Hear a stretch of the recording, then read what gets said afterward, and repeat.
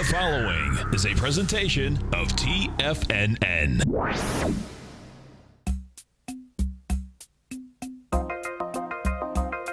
Live at TFNN, the Power Trading Hour with your host, David White.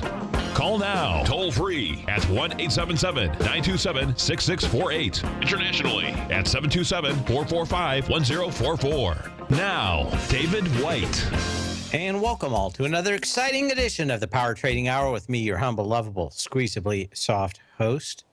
And as we check in with the markets every day, as we do at this time, we're off about 4 points on the S&P cash. We were down to 2057.99 on not too long ago. We kind of meandered down there. Now they're going to try to push it up a little bit. Probably, I'm going to say it's a phony rumor. Another phony rumor. Kind of popped the market about 4 points on some kind of deal on Greece. There's going to be a lot of these deals. Even if there was a deal with Greece, it wouldn't be able to be ratified until Monday. And of course, it has to be ratified by all the law members all across the EU. So just because they say they got a deal don't mean they got a deal. But, I do digress. 2.25 billion shares. So volume back into that range of not that exciting. Of course, today is the real options Delta neutral day. Options will expire on the 20th of the month, and option market makers going Delta neutral today. I disliked my girlfriend playing with my calendar so I wouldn't forget about Valentine's Day, and she moved it forward thinking that I would do something instead of just doing an entire show thinking I'd lost a week. So she has been severely chastised for playing with the calendar on my computer, because I really don't even have one on the wall anymore.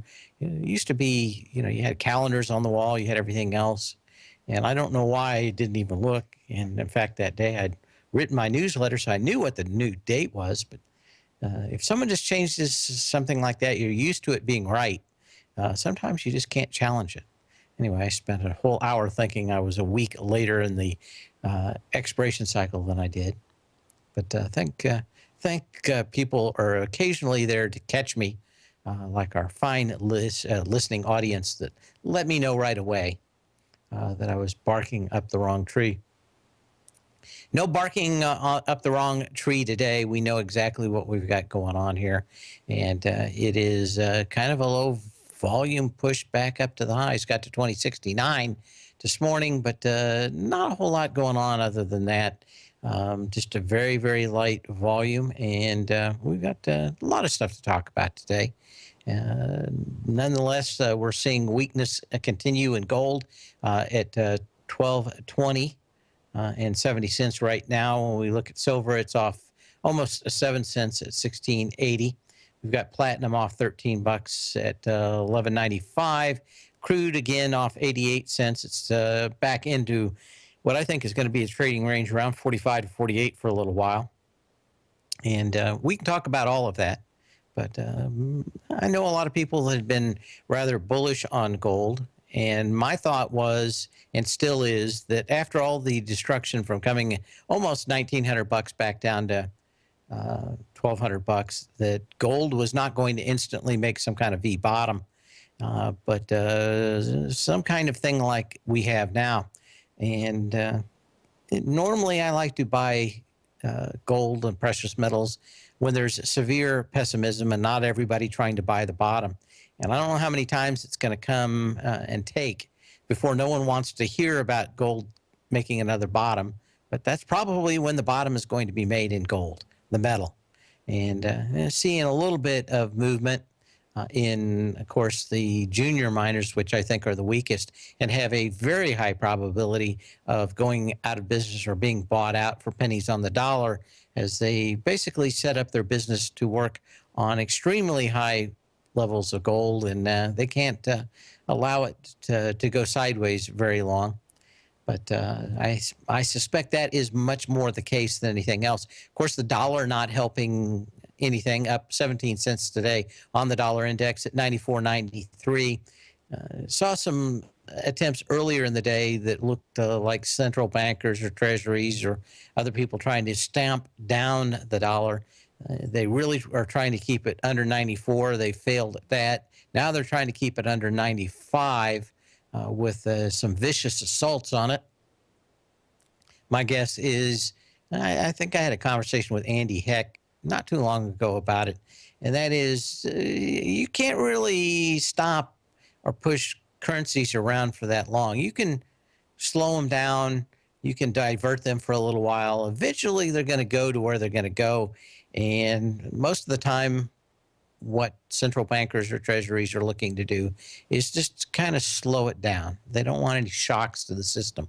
They know just as well as anybody else that you can't deny that water will seek its lowest level because of gravity, and that you will eventually see currencies pop back into formation, sometimes violently. And that is the downside of trying to manipulate or slow these things down. Does that not mean that they eventually overshoot once someone has to get out of the way of the immovable force against the, of course, unmentionable higher price? What a mixed metaphor there.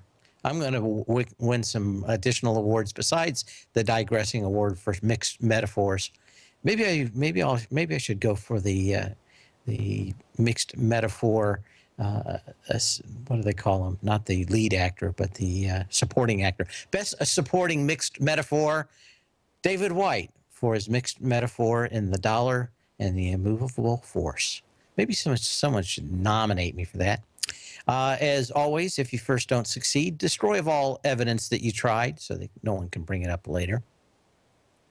And of course, so we always like to start off with a little bit of history. And it's all just a little bit of history repeating. Do I have that right? Hopefully that's right. Didn't sound loud enough to me. That sounds a little bit better. A bit of history repeating. I like that. Oh, Shirley Bassey. That is better. Anyway, on this day in 2000, Pets.com goes public on the NASDAQ at an initial price of $11 per share. In an early warning sign that the internet bubble may be about to burst, the stock barely budges first day hitting. The stock peaks a few weeks later at $14 a share. Less than 9 months later after its IPO, Pets.com announces it will shut down operations, and by year end, the stock has fallen 99.1%. And a good example of IPOs in a bubble. We've got some of these now. At least they've got some level of business going on in them. They aren't the Pets.com, but always selling the sizzle and not the steak. The business of Wall Street is to finance business by pushing out paper. And it doesn't matter what it is. You've got to get a good story going on. You got to chum the waters. You got to get the gambling crowd out here to buy a lot of these things, because not all of them are some kind of wonderful money monster making machine out here. And you will have a few of these come out. What else can you say about it? Just frauds, out and out frauds. No business model, no thing. And I always love that line in Godfather. You can steal more with a briefcase than you can with a gun. What else do we have? Do I have that wrong? Come on, there we go. Speaking of frauds, part two. We talked about Bitcoin going belly up in Japan. With Mt. Gox. We have yet our second huge money-sucking Bitcoin company going belly up. Almost $400 million in investor funds unaccounted for my coin, a Hong Kong-based virtual currency trading exchange. Bitcoin exchanges are no longer a stranger to controversy, if he can speak. Of course, these are just a long list of giant frauds, and an easy way to get out of all the money you stole, if you wanted to run one of these, is just blame hackers figuring out ways around your exchange. And who knows where the money really went. Most people think Mt. Gox was a big internal thing, an inside job, as they said. The question is, where did they hide this money with it all being Bitcoin-y? But real tough to figure out. Of course, the brothers that were key figures in Facebook are trying to push out their own Bitcoin-like dealie here in the United States, fully regulated. So theoretically, there would be somebody watching what was going on, and theoretically, your deposits would be insured. Unclear, but supposedly that is rolling out the end of February or first part of March. If they can finish their filings with the government, there would be an alternate $2, and I will not be the first. That's kind of like a bridge over one of those rope bridges across a giant canyon with crocodiles and alligators and bees underneath. You probably don't want to be the first to cross that rope ladder. You want to see whether or not that rope ladder holds, and maybe those people will find a few boards. You don't see that anymore. That's one of those old kind of things that it was always, you had a rope bridge and there was always a board that broke in it. Now, I've never been across a rope bridge that had boards in it, but I would think that anybody after watching all the movies the last 25 years or 30 years would think that rope bridge is probably not a good idea, and that every board has to be rotten in it because, well, I haven't seen a movie that didn't have a board break go across it. Can't be just coincidence, could it? Anyway, of course, Bitcoin seems to be the rotten board in the rope bridge across the giant gulch with nothing but alligators underneath it. And boom, boom, boom. I think I just won the Mixed Metaphor Award one more time. I think that's a shoo-in, don't you think? Tesla's having earnings tonight, and we were short in the Tech Insider for Tesla at a higher price. It got down to about 208 today, and I went ahead and decided to basically cover my shorts on it. And there was a reason. We made some money on it, but it's not anything to write home about. But yesterday, late in the day, some articles started coming out about Tesla not doing well in China. To me, that was a real heads up, and it made me almost not sleep all last night. The reason why is I hate anybody trying to do me a favor in the stock market, because normally it is not a favor.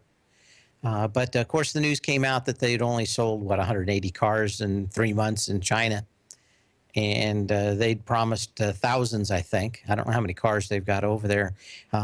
Articles saying that Elon Musk was threatening to fire everybody yet again.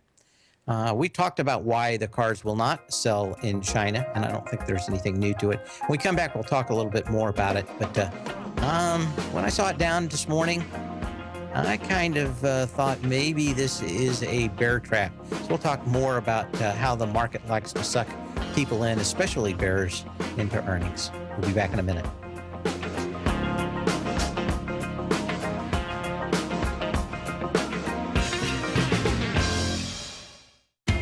TFNN is excited about our new software charting program, The Art of Timing the Trade Charts. In collaboration with Tom O'Brien and using his best-selling book, The Art of Timing the Trade, Your Ultimate Trading Mastery System, David White has programmed an outstanding piece of software that will complement any trader's methodology. Using this first-of-its-kind program, The Art of Timing the Trade Charts allows you to scan thousands of stocks for Fibonacci formation setups, including Gartley's, ABC's, butterflies, and much more. The Art of Timing the Trade Charts is designed to help you when scouring the markets for stocks just beginning to form the trading patterns that many investors spend days, weeks, or even months searching to find. And right now, we're offering licenses available at only $79 a month. We are so confident that you're going to love this new charting software that will even give you a 30-day unconditional money-back guarantee. Don't miss out on this incredible new piece of software. Get your copy of The Art of Timing the Trade Charts today by visiting TFNN.com. Check out the new look of Tiger TV. Now you can see all hosts, charts, and computer screens live in high definition. Whether it's Tom O'Brien, John Logan, Steve Rhodes, Basil Chapman, David White, Larry Pezzavento, Andy Hecht, Think or Swim, or Carol Martin, you can catch all of our technicians hosting their programs live and archived on Tiger TV. Now, crystal clear in high definition, 24 hours a day, 7 days a week. If you haven't seen the new look of Tiger TV, then visit TFNN.com. Platinum, grains, crude oil, gold, copper, cattle, hogs, gasoline, natural gas, coffee, cotton, cocoa, and sugar. These are just some of the commodities mentioned in the most recent issue of Andy Hecht's Techno-Mental Commodity Report.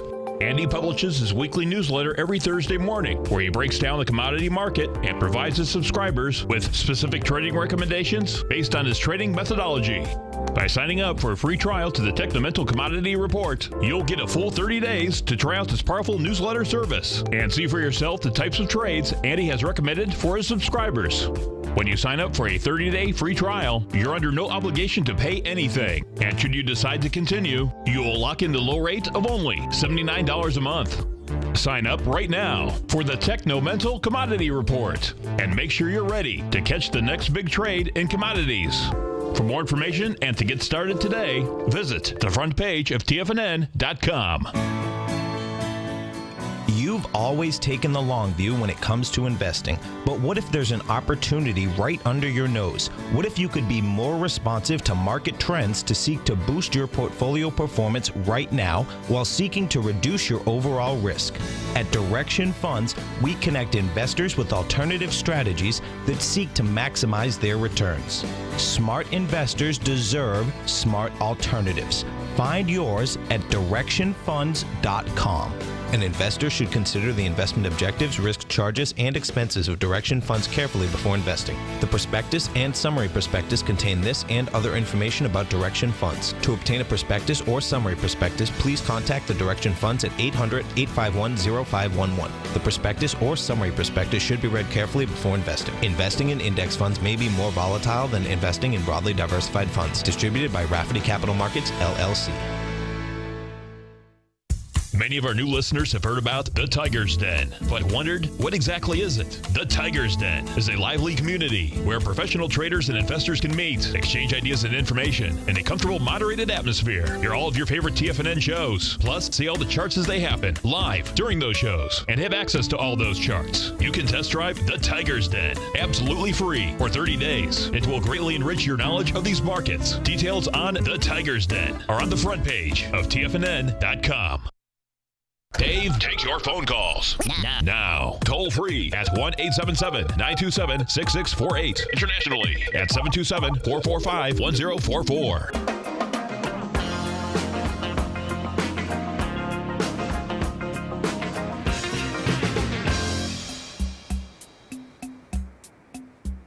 And as we come back out here, what's going on here? There we go. Maybe I didn't have enough of my own headphones in here. But anyway, we're talking about Tesla anyway. We were short it, and I thought maybe it would close below $200 before earnings. But saw a lot of things last night that started to bother me. The first was this leaked article about them not selling enough. And to me, any kind of news that comes out the day before earnings is always suspect. I think that there are a lot of people lying about stuff and like to move markets around. But boy, talk about throwing some red meat to the bears on this one. And of course, I'm one. The first thing I wanted to do, of course, is believe that story. And it may be true, but there is something that you really need to know about some companies out there, and that is that they both have non-GAAP and GAAP numbers, general accounting, accepted accounting principles. Tesla basically reports both, but the willing conspirators on CNBC will always go with the non-GAAP accounting numbers to make it look like the company's making money. It is not making money. Under GAAP, it will not make money. Even they say so until the year 2000. The questions I have is building a $5 billion factory to build batteries. It's probably going to drop their profit margins down to about 5 to 8%, which is about the same that Ford or GM actually incur, although the prices of Tesla would suggest that it will continue ad nauseum to have a 25% profit margin on its products. my guess is that will not hold. They will come back down to the general market as other people build offerings between them. We know that Toyota will be coming out with a fairly decent product this fall, and that will be with hydrogen. But just the immense, I wanted to watch a little bit of CNBC this morning to see just how much hype CNBC was willing to throw at this. It's an easy story. There are no right answers. They can't be proved wrong. And it's easy to yank the chain of investors with people, especially people that don't know what they're talking about on CNBC. But the question was, how are we going to make this car better for people in northern climates? Well, there's technical reasons why it's not a good car in northern climates. One, of course, it's a rear-wheel drive car. Two, batteries only put out about half the power that they would at, let's say 85 degrees down here in sunny Florida. If it's 30 degrees up there, you've got about 60% or 65% of the range. If it's 10 degrees, you may have 40% of the range. Batteries just don't work that well in the cold. And there are a bunch of other technical reasons why I think that probably hydrogen power right now is better off. But a lot of these things are very interesting, and they are nice to early adopters. But there is a point where early adopters become the mainstream, and that is a kind of an issue that seems to be weird to me, that no one is really looking at the dollars and cents. It's all about the pie in the sky. And in that sense, not too different from the dot-com era, where no one was willing to ask questions, that everybody was talking about eyeballs instead of actual dollars. To me, it's always about the dollars. And when they say it's not about the money, it's always about the money. And for me in the stock market, it's always about the stock market. But this is one of the most heavily manipulated stocks, and something started to scratch my spidey sense. My guess is this goes up a little bit, and I'll be able to reshort the thing here shortly, and we'll be right back to the downtrend of Tesla. Of course, nothing helps better than lower gas prices and lower crude prices to put a weight on Tesla and get it back to probably what it's really worth right now. I would say it's somewhere worth around 40 to 45 bucks. We'll probably see that over the next couple of years. The question is trying to get it right. I guess you could make a statement that they are the next Apple, that they're going to be able to make 25% margins, why nobody else in the other industries can. History would say that Apple is an extreme outlier, and that as Tesla tries to be the Apple, manufacturing hardware, normally not a huge money maker for margins. And I think we can look at GoPro as another story on that, in that, yeah, can they have some software?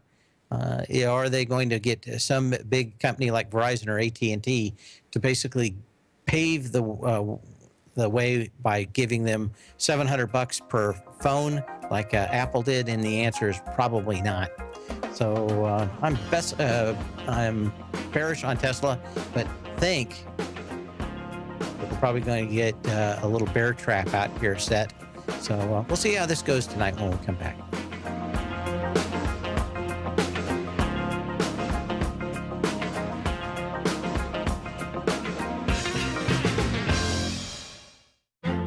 The Path of Least Resistance is David White's daily trading newsletter, and if you're looking for active trading ideas, then now's a perfect time for a 30-day free trial to this powerful daily trading advisory service. David uses his years of trading experience to offer his subscribers his trading ideas each morning in his Path of Least Resistance newsletter. Using a combination of equity trades along with options, David keeps his subscribers up to date with all pertinent market information with intraday afternoon updates when warranted. Don't miss out on this great chance to get a 30-day free trial to David's daily newsletter, The Path of Least Resistance, with no obligation to pay anything. David has been delivering solid recommendations for his subscribers recently, and if you'd like to see the type of newsletter he delivers every morning, then visit the front page of TFNN and you'll find The Path of Least Resistance under Trading Newsletters. For all the details and to start your 30-day free trial today, log on to TFNN.com now.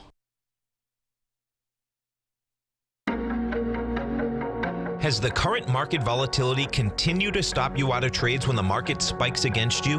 Now is the perfect time to open up an account with Nadex. Nadex, the North American Derivatives Exchange, is a brand new, completely regulated Chicago-based exchange, and unlike most other exchanges, Nadex allows you to trade directly through them with direct market access when using their completely free trading platform, which also features real-time charts and full customization capability. One of the advantages of trading with Nadex in volatile markets is that your risk is always capped and you have the ability of keeping your trades open even when the market spikes against you. Nadex is completely brand new with a line of unique trading products that are unavailable anywhere else. See how it works at nadex.com. That's NADEX.com.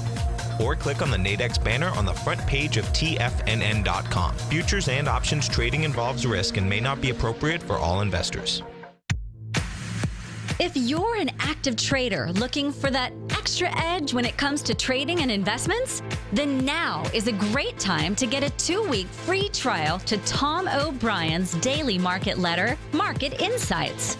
Tom O'Brien's daily newsletter, Market Insights, comes out every market day at around 9:30 a.m. and provides Tom's daily commentary on the broad market, including the Dow, NASDAQ, and S&P, plus specific trade recommendations. There's even an update published most afternoons to keep you informed about the day's market activity. He'll give you the entry price, price target, and stop price of each stock and option trade.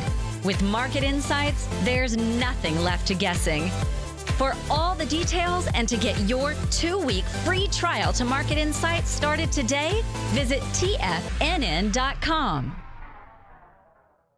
Today, it's hard to tell if the economy is coming or going. Regardless, I want my money going in the direction I choose. If that's your stance as well, then you want to know how Everbank can help keep your money thriving just the way you want. Is growing your money a priority? Everbank is committed to a yield pledge promise to pay high yields on your checking, money market, and CD balances. Looking to diversify? Everbank ingeniously developed accessible ways to spread your money around the world into foreign currencies and even non-FDIC insured metals. And when it comes to your wealth, they bring a highly experienced and global perspective to help you manage it. Everbank's financial philosophy flies in the face of the status quo. They believe your money's performance should not be determined by today's economic circumstances, but by the drive to rise above them and create opportunities that favor your objectives. If that excites you, like it does me, call 1-855-750-4051 to find out what they can do for you. That's 1-855-750-4051. Call them today. Everbank is a member FDIC and equal housing lender.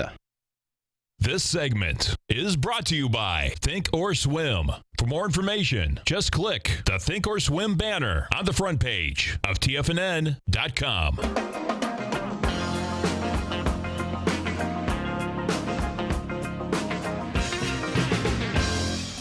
And we are back, except now my voice is lower. This thing is very interesting out here. I'm having problems with my levels going up and down and up and down. I think somebody's playing with the knobs out there. Anyway, after the bell last night, Apple talked about having solar power for their new building and throwing away about, I don't know if you could say throwing away. Let me put it this way. As a trader or as a business person, they're basically talking about spending $900 million to build a giant solar facility, which is all good and great if that money wasn't rather sillily spent. And I know that there's a whole kind of crowd in that Northern California granola-eating crowd. Maybe they're smoking too much dope up there from, Humboldt County. But the real fallacy of solar power is that you can store it fairly well. And the reality is you can't. So you always have to build a power plant anyway. So you're now actually buying power twice instead of once. You're building 2 facilities to have it. And the first thing I could think of was a great passage out of Reminiscence of a Stock Operator, in which Jesse Livermore and some of the other guys went to check out some of the railroads. And I don't know if the story's apocryphal or true, but it is stuck around me forever. Anyway, he goes to a couple of these different railroads, and one guy's got some wonderful pamphlets and leaflets and prospectuses that are all four-color and beautifully published. The other guy has a piece of paper typewritten and mimeographed. He goes down to the gentleman's office. One guy's got a lavish office, spending money everywhere. The other guy, he goes in there and he sits, and while he's waiting to talk to the owner and CEO of the company, he notices that they are using envelopes and torn pieces of paper, everything for their notepads. And he gets to talking to him, and basically the head of the railroad in his leisure moments would rip open out envelopes and paper and strip them all up together and make sure that everybody in the office had scrap pieces of paper instead of actually buying pads of paper to take notes on.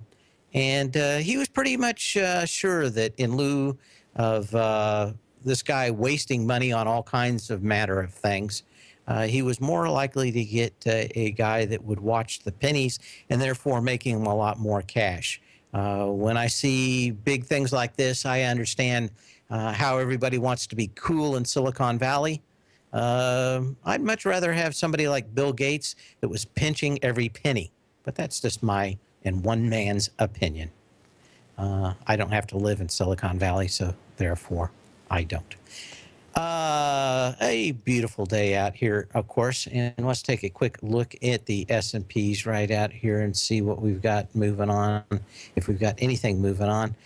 We're basically within a point of where we started the show out here. 2065 on the S&P cash, 2.45 billion shares. Light volume. We saw a lot of stocks try to push higher this morning, and kind of back in this middle range out here. I don't see a lot going here. We're going to talk about some other stocks that I think are a real interest. Of course, Apple is going higher out here. And everybody's got the drumbeat of this is the Borg, and it will just assimilate everything in the world. What I dislike out here is that you wanted to see some pretty high volume. 68 million shares is what you needed yesterday. You had 62. Today we got about 52 so far. So is there a chance to get 68? I think there is. But this is not a sign of strength, which is a big candle with lots of volume exceeding the previous highs. This is a little less volume, and today probably close to the same kind of volume, but certainly not some kind of ringing endorsement of higher prices. So as we look at this, just make sure and know there's more out here, I think, than a lot of people are thinking. Let's get to my scans. Where are my scans at? There are my scans. And there are my tests. Well, a few things out here that were really starting to give signals in the marketplace this morning. If anybody wants to, they can always get a 30-day trial of my daily newsletter. I put a lot of these charts out there in the morning with commentary. And I'll give you a little bit of that commentary today, but not all of it. D.H. Horton has me really kind of scratching my head out here. We've got a nice big high that got sold off hard on January 13th at $26.82, 20 million shares. So what have we had in the last few days? 6.1 million shares, 6.2 million shares, and 3.2 million shares as it's gone above its high. And is it going to close below it? Only your hairdresser knows for sure, but I'm starting to see some weaknesses in these home builders, and I think, where's my little home builder index out here? I thought I had it in my list. XHB. Do we have divergence out here? Are the home builders index and DHI telling me different stories? Are they telling me the same thing?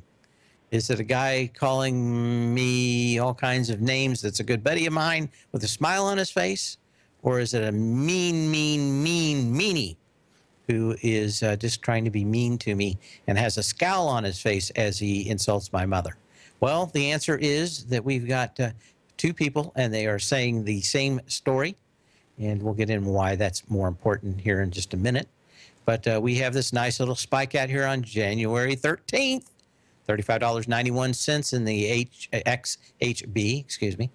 35.91, 17 million shares. So let's go through the last 5 days of volume. 6.6 million shares, 3.1 million shares, 2.3 million shares, 5.7 million shares yesterday, and today 2.6 million shares, but a little higher high.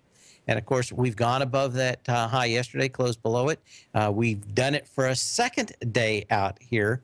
And, you can't say that other than with the exclusions of a couple of days that look maybe like short covering, that there's been a stampede to get into this XHB as we go higher, which would make me think that maybe we do have higher interest rates sooner rather than later. You can always give me a call at 877-927-6648, 877-927-6648, or you can post a message in the den if you like. What else do we have going on here?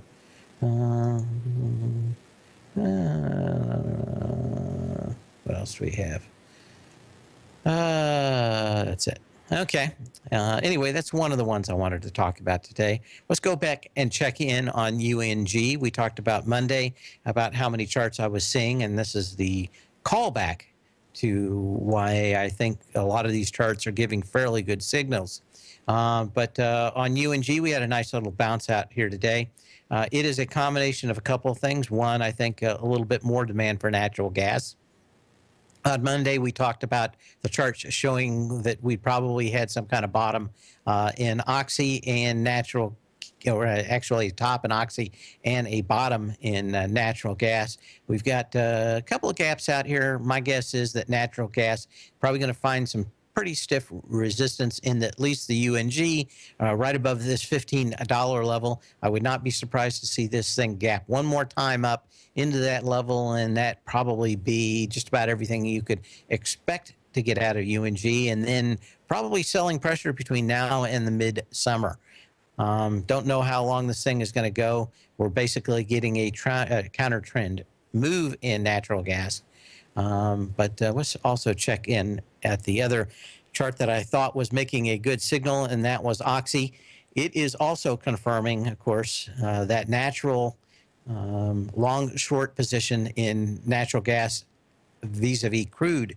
That is that if people are long natural gas, they are short crude. If they're long crude, they are probably short natural gas. As those move, that hedge almost always comes off, and I think we're seeing that is a majority reason of why natural gas is moving.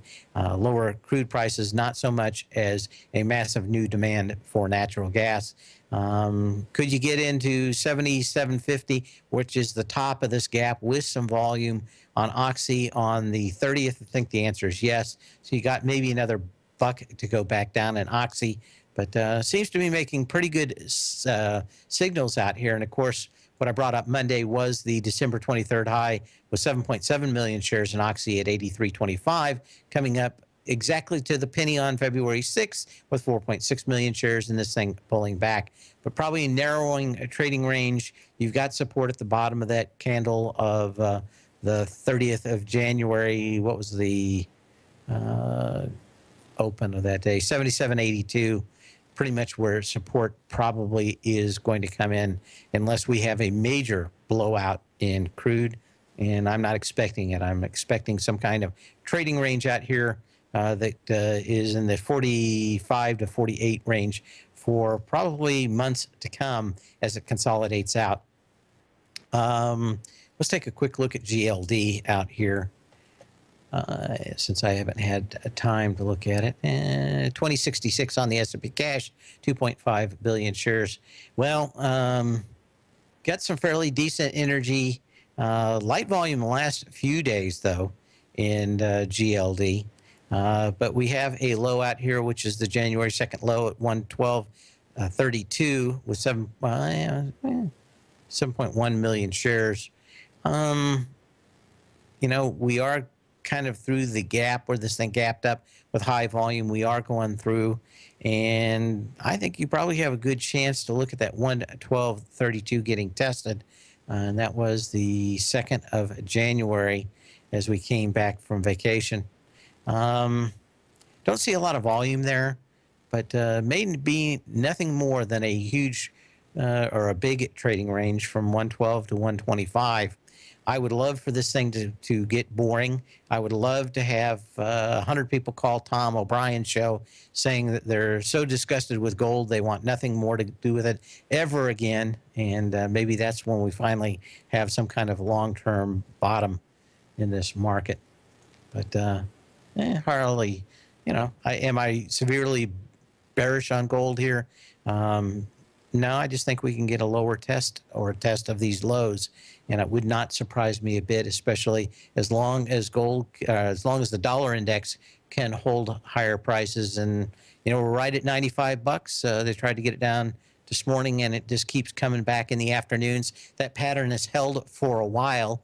I would have loved to see it close above 95 today, a little psychologically, but dollar index still just kind of hanging out there. And like I think probably headed to 98 bucks, which will continually put pressure in this market. HLF, just kind of a call back out here. Looked to me like it got back to this gap. Put this in my morning newsletter. This thing gapped down with pretty high volume on the 5th of January as we came back, of course, and we are back into it. The gap down happened on 3.9 million shares, excuse me.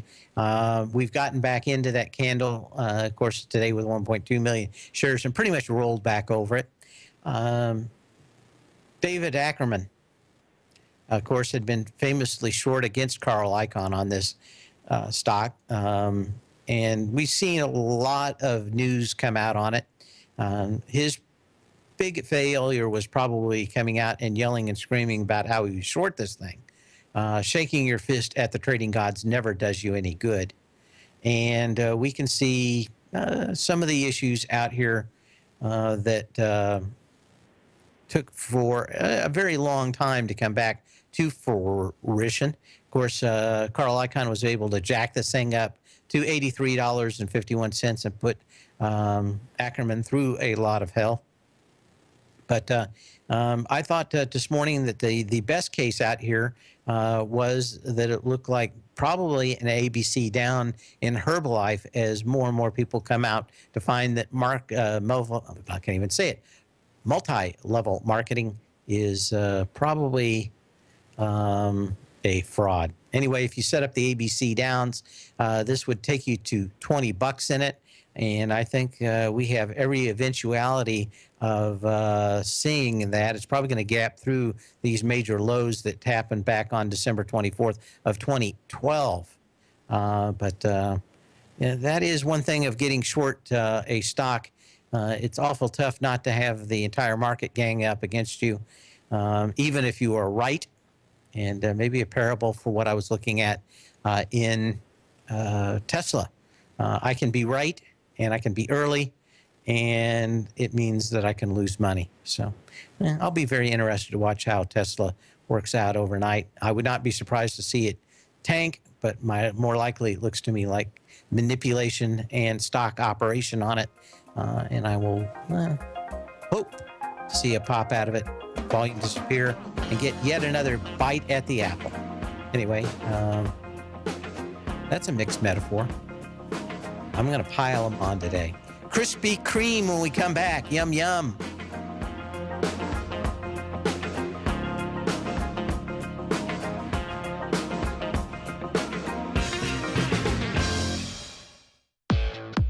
Trade with confidence and clarity while using the software that thousands of institutional traders rely on to make the best and most accurate decisions.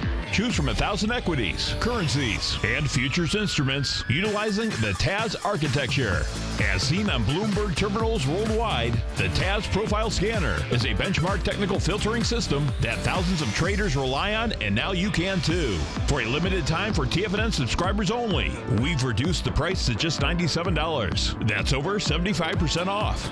John Logan hosted a special subscriber-only webinar in December, and you'll gain access to that archive as well, so you can learn exactly what the TAS Profile Scanner can do for you.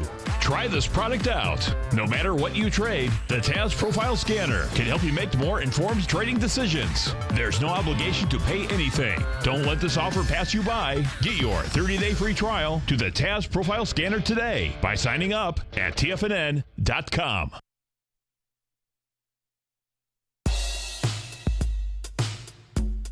Tom O'Brien's weekly gold letter, The Gold Report, gives complete and concise coverage of the entire gold market.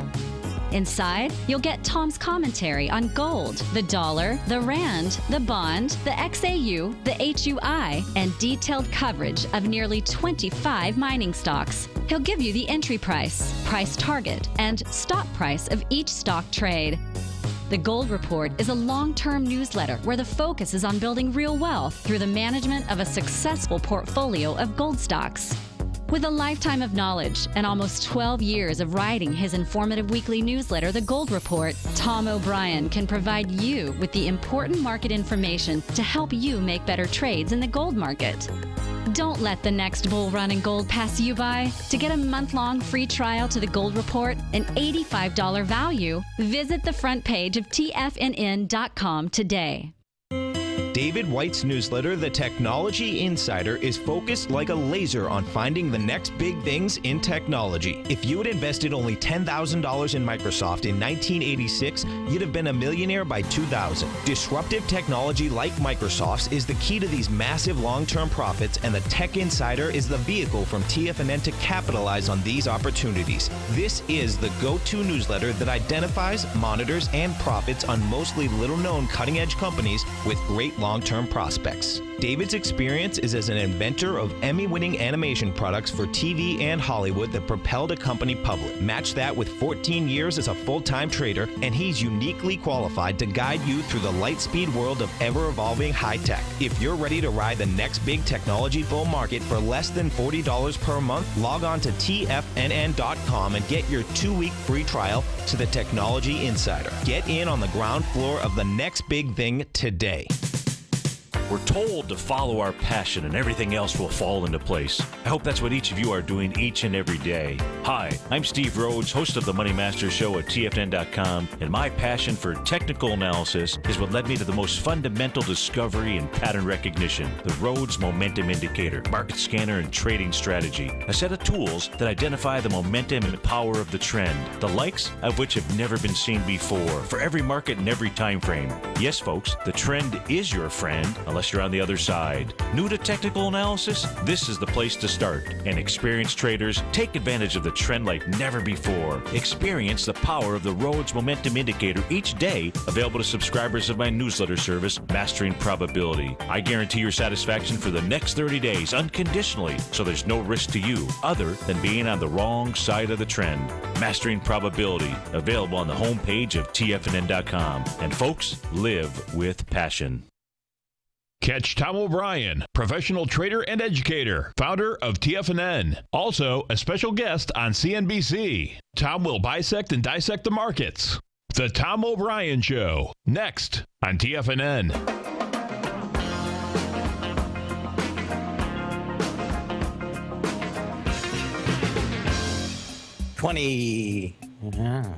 Getting back up there. 2067 on the S&P cash.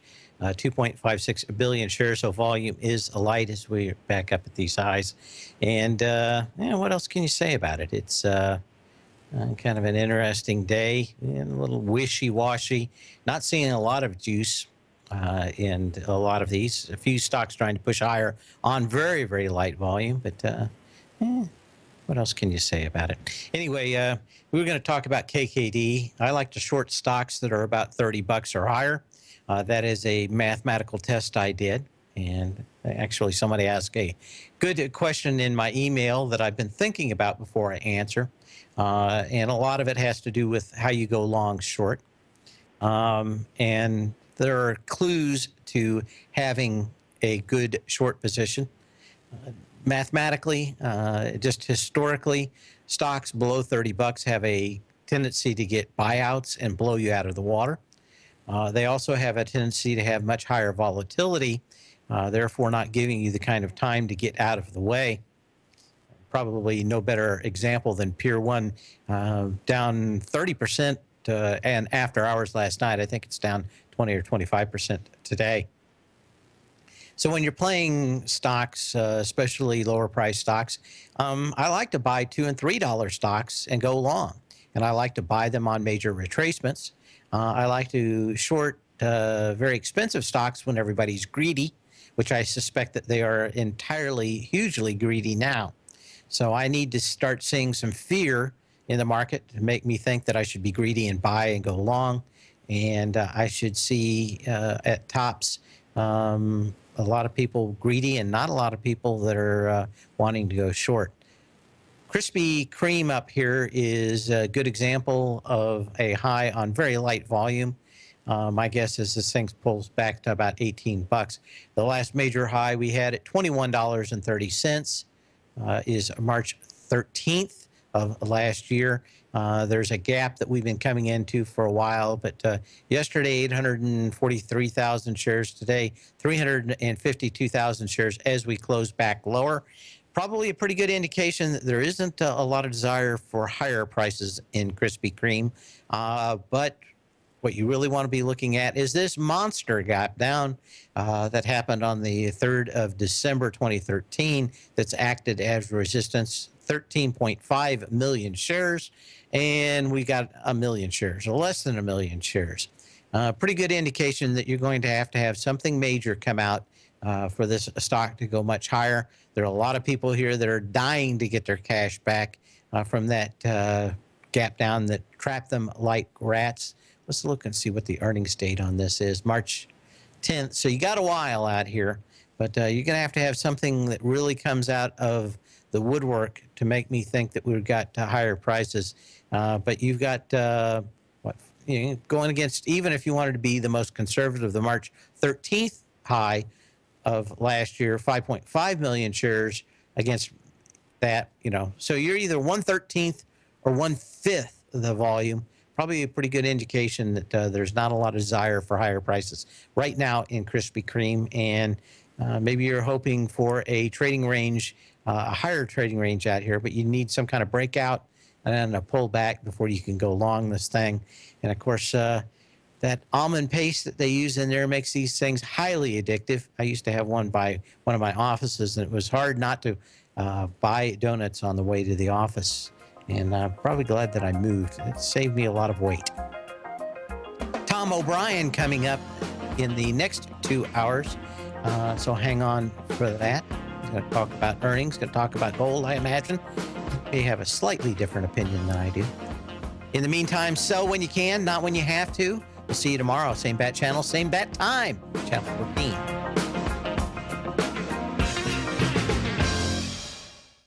You know what's cool? Taking something that's good for you. Something specifically formulated to help with weight loss, better sleep, stress reduction, and the need to detox. Nico, our hunter and gatherer ancestors found all their nutritional requirements for health in their wild environment. But today, our food sources no longer contain the vitamins, minerals, and nutrients our bodies need to stay healthy and strong. That's why we need Primal Edge Daily Nutrition. It includes a special blend of ionic, soil-based vitamins, minerals, fatty, and amino acids in an easy-to-use liquid form. Primal Edge is powered by highly concentrated fulvic and humic acids, nature's preferred delivery system. They have been called miracle molecules because, like sunlight, air, and water, life cannot exist without them. That's right, Paige. They ensure we receive all the nutrition we need to be healthy and thrive. We take it every morning. Primal Edge, formulated and approved by Nico and Paige of Living a Primal Lifestyle. Buy it today for just $89. Click on the Primal Edge banner on the front page of TFNN.com.